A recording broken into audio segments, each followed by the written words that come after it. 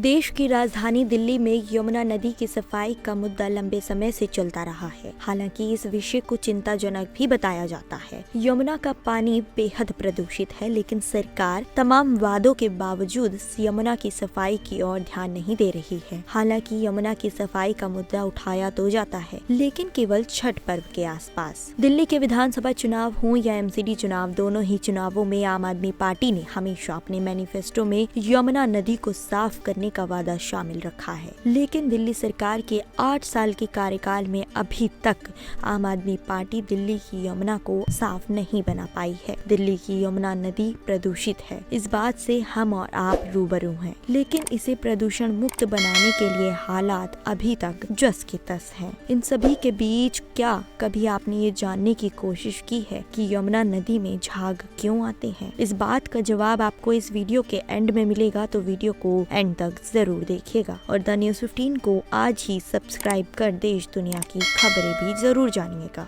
दिल्ली की यमुना को प्रदूषण मुक्त बनाने की जद्दोजहद आज भी जारी है। एक तरफ पार्टियां यमुना नदी को साफ करने का वादा करती हैं, तो जनता उन्हीं वादों के सहारे पार्टियों को वोट देकर सत्ता में भी बैठा देती है। लेकिन क्या सत्ता में बैठी सरकार जनता के हित के लिए काम करती है? जनता को किए वादों को पूरा करती है? क्या दिल्ली की यमुना नदी प्रदूषण मुक्त हो गई है? इन सभी सवालों के साथ आज के वीडियो की करते हैं शुरुआत।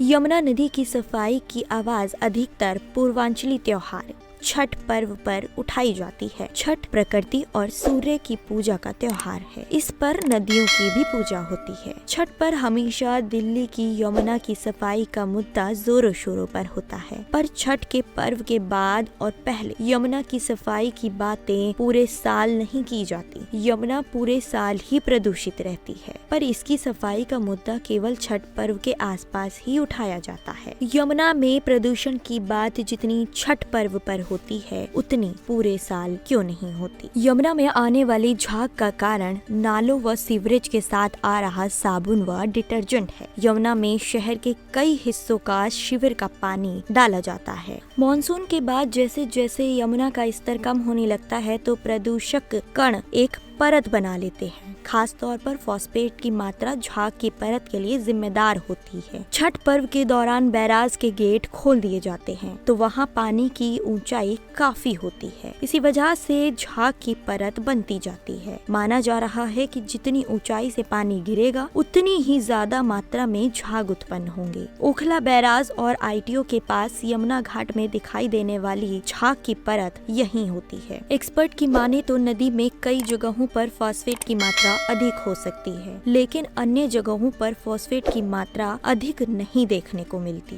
वहाँ पानी की ऊंचाई कम होती है, जिस कारण से झाग भी कम बनते हैं। फॉस्फेट और सर्फेक्टेंट को नदी में जाने से रोकने के लिए सन 2021 में सिर्फ BIS स्टैंडर्ड के साबुन और डिटर्जेंट की बिक्री और स्टोरेज और ट्रांसपोर्टेशन को ही इजाजत दी थी। लेकिन सब स्टैंडर्ड साबुन और डिटर्जेंट माल वाले व्यापारियों पर क्या कार्यवाही हुई? इनकी जानकारी आज तक साझा नहीं की गई है। लेकिन इस वीडियो से ये तो साफ होता है कि दिल्ली के यमुना में झाग केवल और केवल पानी की ऊंचाई के कारण आते हैं। लेकिन सवाल अभी तक यही बना हुआ है कि आखिर यमुना कब साफ होगी? देखते रहिए द न्यूज़ 15।